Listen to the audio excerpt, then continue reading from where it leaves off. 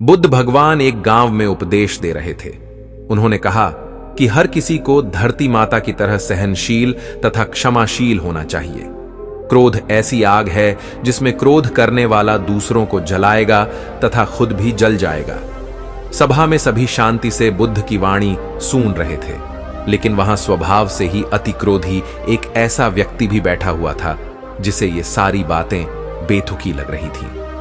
वह कुछ देर ये सब सुनता रहा, फिर अचानक ही आग बबूला होकर बोलने लगा, तुम पाखंडी हो, बड़ी बड़ी बातें करना यही तुम्हारा काम है। तुम लोगों को भ्रमित कर रहे हो। तुम्हारी ये बातें आज के समय में कोई मायने नहीं रखती। ऐसे कई कटु वचन सुनकर भी बुद्ध शांत रहे।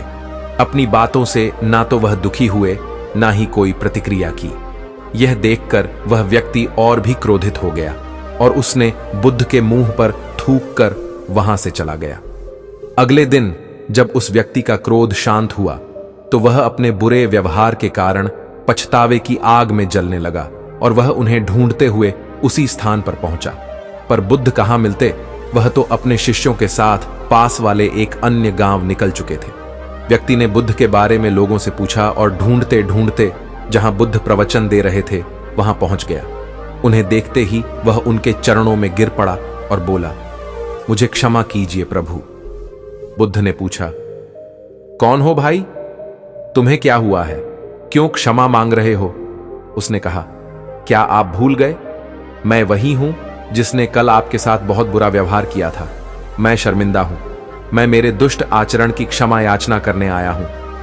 भगवान बुद्ध ने प्रेम पूर्वक कहा, बीता हुआ कल तो मैं वहीं छोड़कर आ गया और तुम अभी भी वहीं अटके हुए हो। तुम्हें अपनी गलती का आभास हो गया, तुमने पश्चाताप कर लिया, तुम निर्मल हो चुके हो। अब तुम आज में प्रवेश करो। बुरी बातें तथा बुरी घटनाएं याद करते रहने से वर्तमान और भविष्य दोनों बिगड़ते जाते हैं। बीते हुए कल के कारण आज को मत बिगाड़ो। उस व्यक्ति का सारा बोझ उतर गया।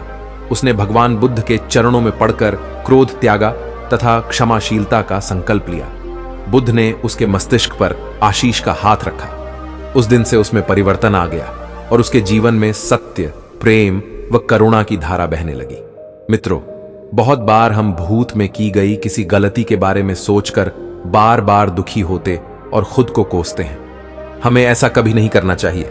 गलती का बोध हो जाने पर हमें उसे कभी ना दोहराने का संकल्प लेना चाहिए और एक नई ऊर्जा के साथ वर्तमान को सुदृढ़ बनाना चाहिए।